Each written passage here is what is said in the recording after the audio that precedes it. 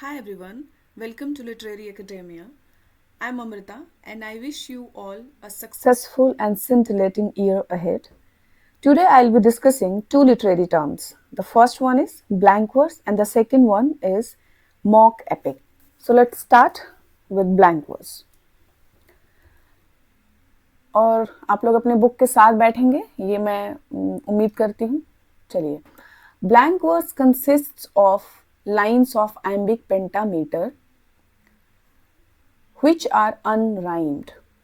Blank verse क्या होती है? कंसिस्ट होती है, मतलब इसके अंदर होती है ब्लैंक वर्स के अंदर lines of iambic pentameter. Iambic pentameter की क्या होती है?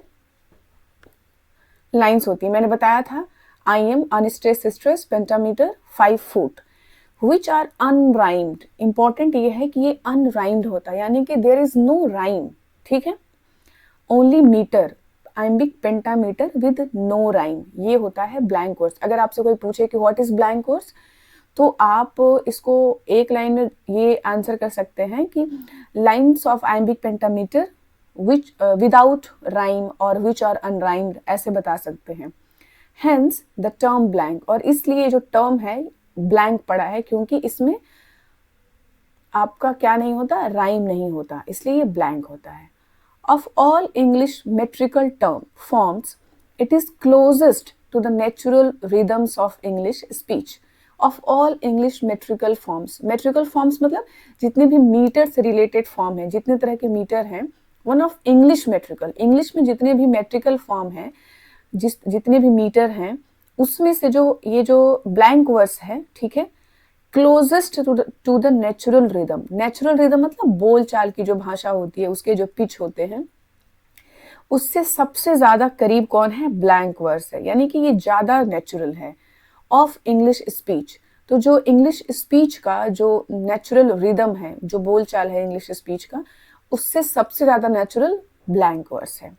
येट बट ये फ्लेक्सिबल भी है एंड अडेप्टिव, ये अडॉप्ट कर लेता है कहाँ पे? To diverse levels of discourse, अलग अलग तरह के बातचीत को क्या करता है? अडेप्ट कर लेता है. अलग डाइवर्स लेवल्स ऑफ डिस्कोर्स का मतलब मान लीजिए कि कोई सीरियस बातचीत है, फनी बातचीत है, मेडिटेटिव बातचीत है, अलग अलग तरह की बातचीत में ब्लैंक वर्स अडॉप्ट हो जाता है, ये इतना फ्लेक्सिबल है.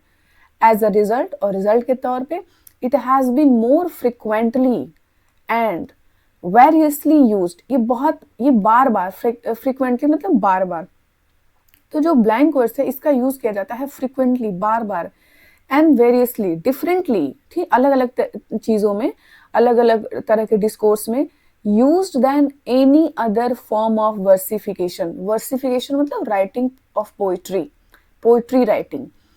वर्स मतलब पोएम होता है, वर्सिफिकेशन मतलब process of writing a poem. तो ये यूज किया जाता है किसी भी अन्य फॉर्म के कंपैरिजन में. ब्लैंक वर्स सबसे ज्यादा वर्सिफिकेशन में, यानी कि पोएम राइटिंग में यूज किया जाता है. Soon after, blank verse was introduced by the earl of Surrey in his translations of book 2 and 4 of Virgil's The Aeneid. Soon after, blank verse was introduced.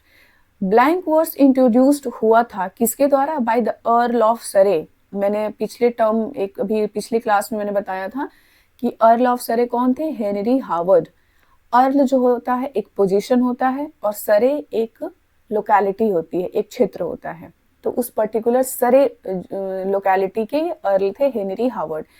तो ये जो ब्लैंक वर्स था, इसको introduce किया था अर्ल ऑफ सरे ने, Henry Howard ने. और इसके पहले पेट्रार्कन जो सोनेट हम लोग पढ़ रहे थे, उसमें भी अर्ल ऑफ सरे का नाम आया था. इन इस translation of book 2 and 4 of Virgil's Aeneid. तो ये क्या कर रहे थे? Henry Howard, sorry, earl of Surrey ये कर रहे थे, ट्रांसलेशन कर रहे थे बुक 2 और 4 की, किसकी? वर्जिल के एनीड की. तो यहाँ से पीछे से हम इसका अर्थ लेके चलेंगे कि वर्जिल के बुक एनीड के बुक 2 और 4 चैप्टर, 2 और 4 बुक्स का, एनीड का 2 और 4 बुक का ट्रांसलेशन कर रहे थे अर्ल ऑफ सरे.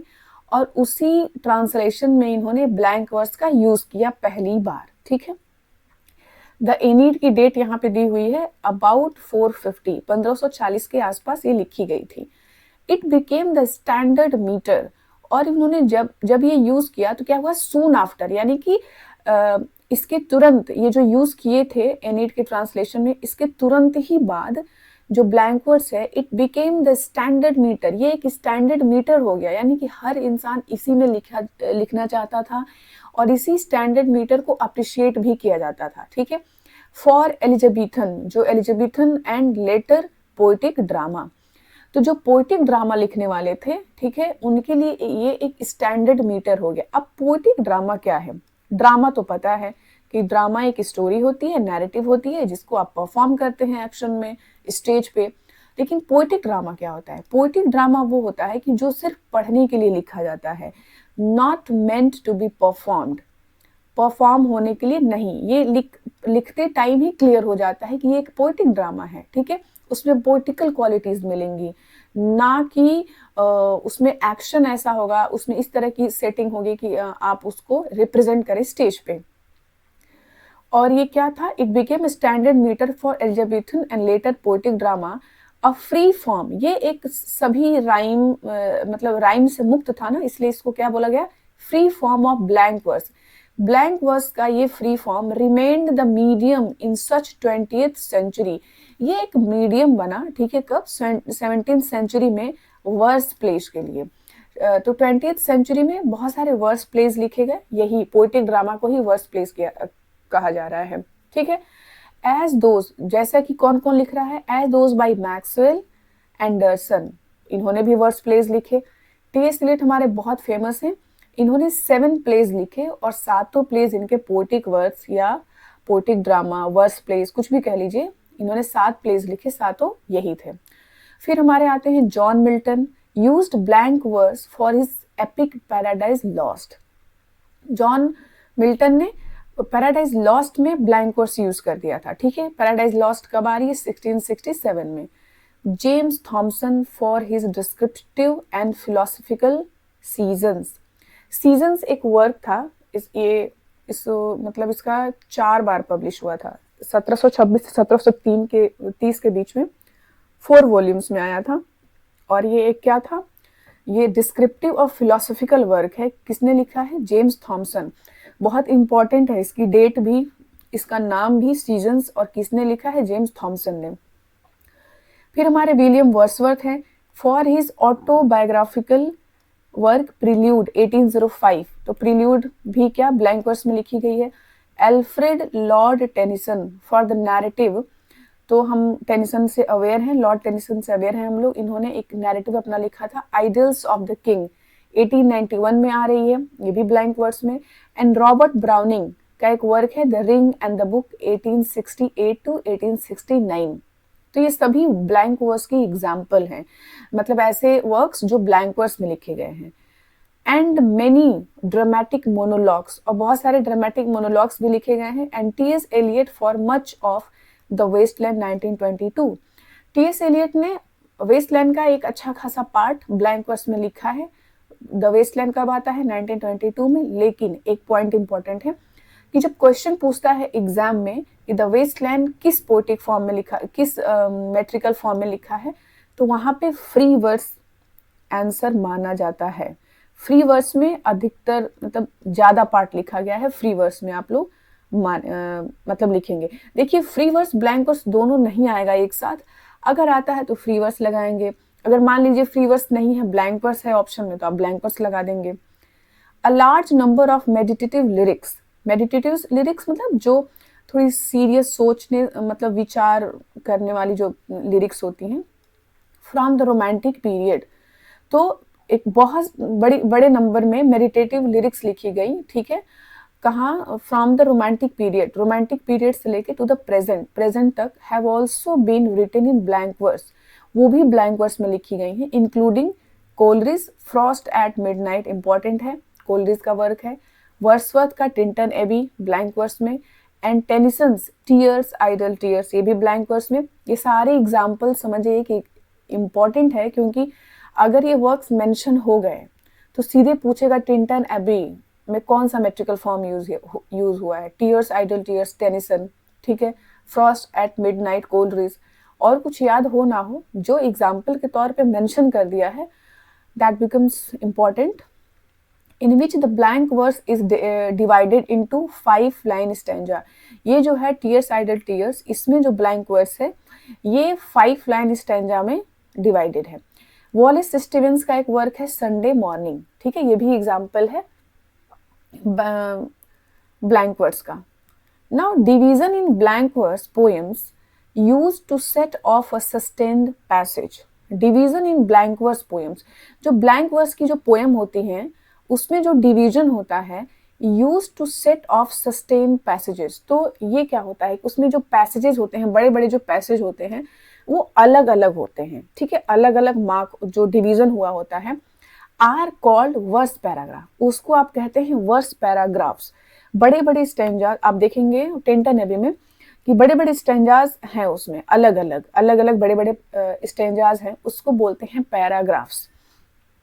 अभी एग्जाम्पल आएगा, see for example the great verse paragraph of 26 lines which initiates Milton's Paradise Lost. Paradise Lost जो पोएम आप लोग पढ़े होंगे एलटी के सिलेबस में, आई थिंक कैंटो 1 है, तो उसकी जो पहले 6 लाइन्स है वो एग्जाम्पल है वर्स पैराग्राफ की। अब क्या पता कि क्वेश्चन आ जाए कि क्योंकि आपके एग्जाम में कैंटो 1 है भी और पहली 6 लाइन या तो पहली 6 लाइन ही है या तो कैंटो 1 है, मान लेते हैं कि कैंटो 1 है, तो 1 to 6 लाइन तो ओपनिंग बिगिनिंग लाइन्स है, तो वो तो इम्पोर्टेंट है ही, पूछ देगा कि वो किसका एग्जाम्पल है। ब्लैंक वर्स में भी वर्स पैराग्राफ का एग्जाम्पल है वो, ठीक है, अगर ये हाईलाइट किया है मतलब कि it becomes important in itself.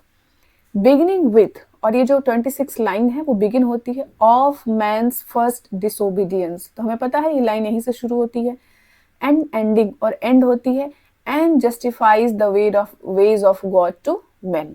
तो ये जो 26 लाइन है ओपनिंग लाइन है पैराडाइज लॉस्ट की, that is the example of verse paragraphs, ठीक।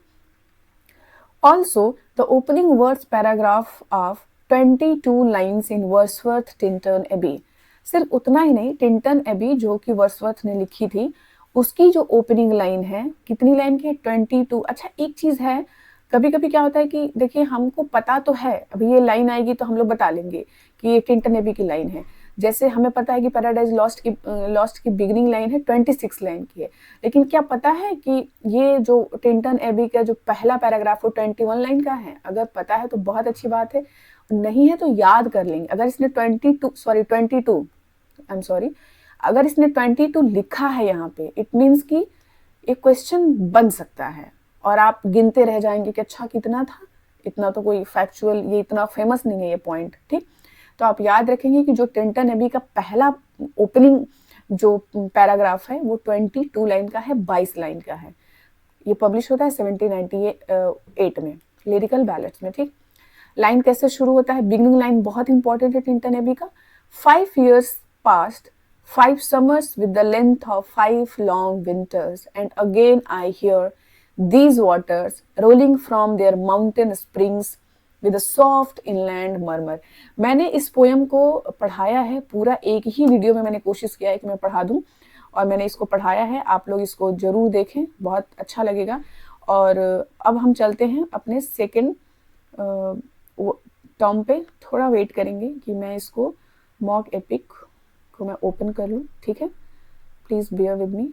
41 52 ये रहा हमारा मॉक एपिक और मॉक हेरोइक एपिक। एक बार मैं देख लूँ कि ये रिकॉर्ड हो रहा है कि नहीं हो रहा है, ठीक है। मॉक एपिक या मॉक हेरोइक पोएम क्या है, देखिए जब आप इस बुक को पढ़ेंगे लिटरेरी टर्म्स, तो ये बर्लेस्क का टाइप है ना, बर्लेस्क का टाइप। हालांकि बर्लेस्क जो टॉपिक है, जो टर्म है वो बहुत बड़ा है और आपके सिलेबस में मॉक एपिक मेंशन है, इसलिए मैंने सिर्फ इसी को लिया है कि इसको पढ़ा दूं, और बर्लेस्क हम लोग एलटी प्री के बाद पढ़ेंगे, ओके।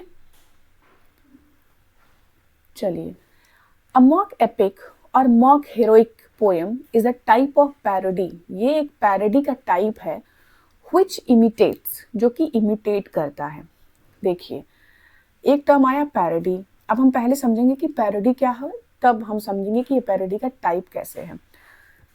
पैरोडी मतलब जब आप किसी के वर्क को, किसी के बोलचाल के ढंग को, किसी के एक्सप्रेशन को, बिहेवियर को आप इमिटेट करते हैं, बट पर्पस होता है आपका सटायर करना, हंसी उड़ाना उस व्यक्ति का, उस पर कटाक्ष करना।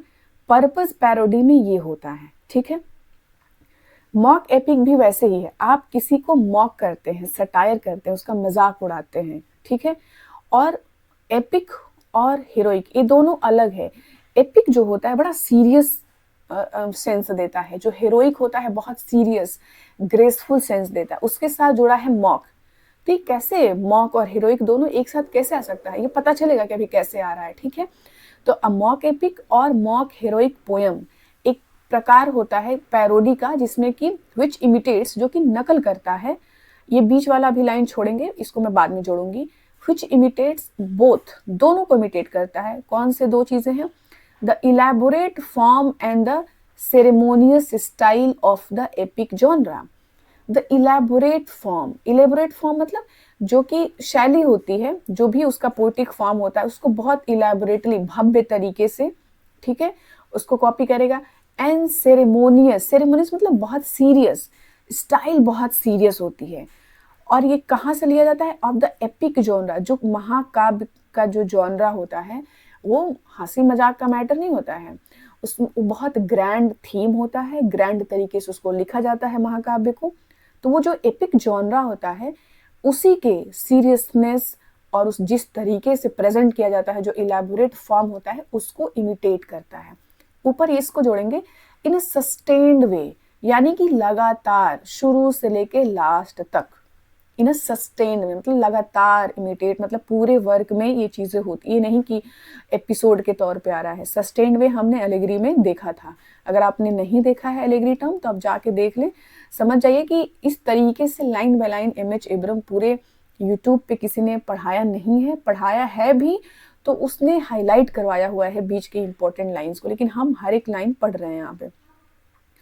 तो ये हम कहाँ से देख रहे हैं? मॉक एपिक और mock heroic epic poem. Mock heroic poem is the type of parody, समझ गए, विच इमिटेट्स, ये भी समझ गए कि नकल करता है, इन अ सस्टेन्ड वे, लगातार तरीके से, मतलब शुरू से लेकर लास्ट तक, both the elaborate form and ceremonious style, की सीरियस तरीके से, ऑफ द एपिक जॉनरा, ठीक है। बट ट्विस्ट यहाँ पे है, लेकिन अप्लाइज, ये जो स्टाइल है, प्रेजेंट करने का तरीका है ना, जो भव्य तरीके से लिखा जा रहा है, इसको अप्लाई किस चीज पे करता है? It to narrate a common place. Common place मतलब बहुत साधारण, बहुत साधारण। ये अप्लाई करता है टू नरेट, किसी चीज को बताने के लिए, किस चीज को? कॉमन प्लेस और ट्रिवियल सब्जेक्ट मैटर, कोई बहुत साधारण या तुच्छ सब्जेक्ट मैटर को नरेट करने के लिए वो इतना भव्य तरीके से, क्या है कि मतलब कि इसको तरीका, स्टाइल, सेरेमोनियस स्टाइल यूज किया जाता है, लेकिन जो उसका सब्जेक्ट मैटर होता है वो बहुत कॉमन प्लेस होता है, यानी कि बहुत साधारण, और ट्रिवियल सब्जेक्ट मैटर होता है। इसका मैं एक एग्जाम्पल दूंगी आप लोगों को, आप समझ जाएंगे। मान लीजिए कि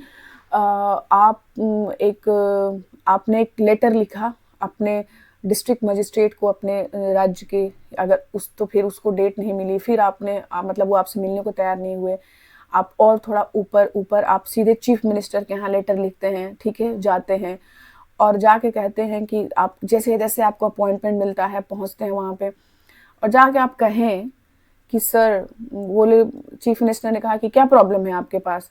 आपने कहा कि सर मेरी बकरी गुम हो गई है ना। अब वो कहेंगे कि क्या, तुम इसके लिए तो मेरे पास चले आए, ठीक है।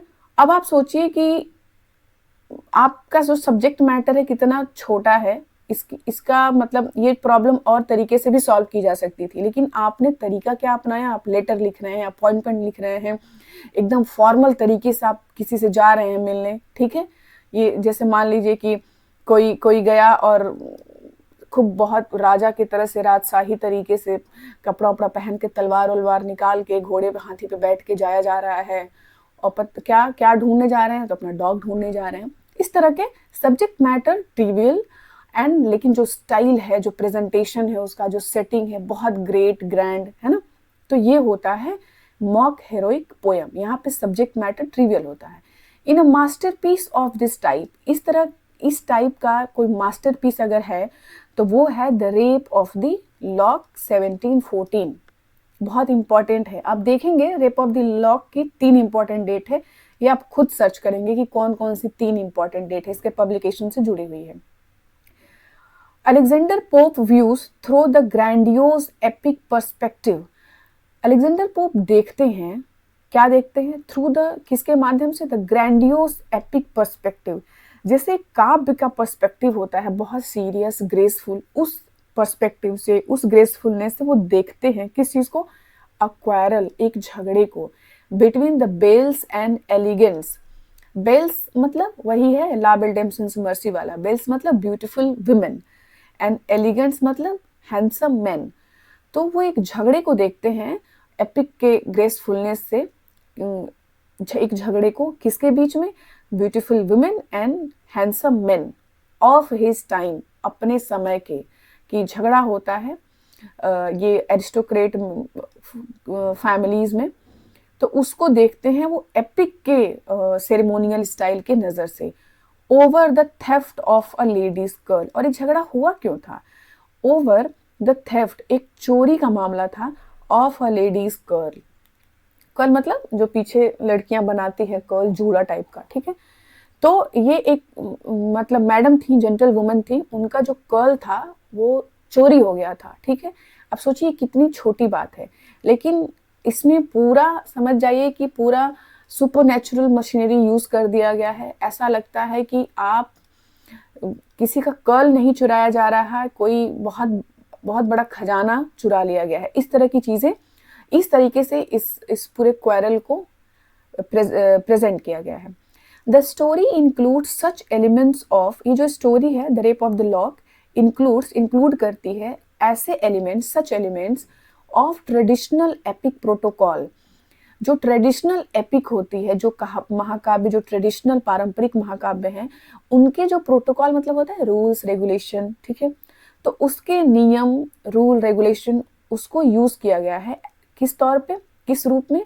एज सुपरनैचुरल मशीनरी, कुछ आत्माएं, स्पिरिट्स, इन सबों के रूप में supernatural machinery. A voyage on board ship, एक यात्रा, कोई सामुद्रिक यात्रा हो रही है। A visit to the underworld, उसमें ये भी दिखाया जा रहा है कि पाताल लोक में भी जाया जा रहा है, underworld. And heroically scaled battle, और एक हीरोइक तरीके से लड़ा हुआ बैटल, है ना। जैसे मान लो कि एकदम ये वॉर ऑफ ट्रॉय लड़ा जा रहा हो, उस तरह का बैटल बिटवीन द सेक्सेस, अलग अलग सेक्स के लोगों के बीच में, वुमेन एंड मेन, ऑल दो विद मेटाफर्स, उसमें बहुत सारे मेटाफर्स यूज हुए हों, हेडपिन्स यूज हुए हों, स्नफ फॉर वेपन्स, वेपन्स कौन कौन से यूज किए जा रहे हैं। The term mock heroic is often applied to, ये जो टर्म है मॉक हेरोइक अक्सर अप्लाई होता है to other dignified poetic form, और भी जो डिग्निफाइड पोएटिक फॉर्म्स हैं, विच आर पर्पजली मिसमैच्ड, जो कि पर्पजली, जो कि जानबूझ के मिसमैच किए जाते हैं टू अ लोली सब्जेक्ट, जो कि लोली सब्जेक्ट पे अप्लाई किए जाते हैं। मान लो कि कोई और भी पोएटिक फॉर्म है जो कि बहुत डिग्निफाइड है, सीरियस मेट्रिकल फॉर्म है, लेकिन वो किसी ट्रिवियल सब्जेक्ट पे अप्लाई किया जा रहा है, तो उसको भी आप मॉक हेरोइक में ऐड करते हैं। फॉर एग्जाम्पल क्या है इसका? Thomas Gray's comic ode on the death of a favourite cat, इनकी एक कैट थी, उसी के डेथ पे ये ओड लिखते हैं। तो ये एग्जाम्पल है कि इसका, कि ये थोड़ा सा ह्यूमरस है ना। 1748 में आ रहा है। तो यहाँ पे हमारा खत्म होता है मॉक पोयम या मॉक हीरोइक पोयम, ठीक है। आई होप ये दोनों टर्म आपको क्लियर हो गया होगा, और नेक्स्ट क्लास में हम कुछ और टर्म लेके आएंगे। I am thinking of presenting a video on expressionism and impressionism. तो मैं सोच रही हूँ कि दोनों में डिफरेंस एक बता दूं, लेकिन वो एम.एच. एब्रम से पहले नहीं बताऊंगी। एम.एच. एब्रम में थोड़ा डिफिकल्ट है, वो क्रिटिसिज्म के पर्सपेक्टिव से दिया है, ठीक है। मूवमेंट के पर्सपेक्टिव से नहीं दिया है एम एच एब्रम में कि एक्सप्रेशनिस्टिक क्रिटिसिज्म क्या है और इम्प्रेशनिस्टिक क्रिटिसिज्म क्या है, वो ऐसे दिया है। तो मैं इसको कहीं और से, एक ऑक्सफोर्ड की लिटरेरी टर्म्स की बुक आती है उसमें से मैं देखती हूँ, हालांकि आपके सिलेबस में मेंशन्ड है, इसलिए मैं एक वीडियो इस पर बनाऊंगी कि ये थोड़ा क्लियर हो जाए आपको, है ना, कि दोनों है क्या। So thank you so much and stay tune to my channel literary academia.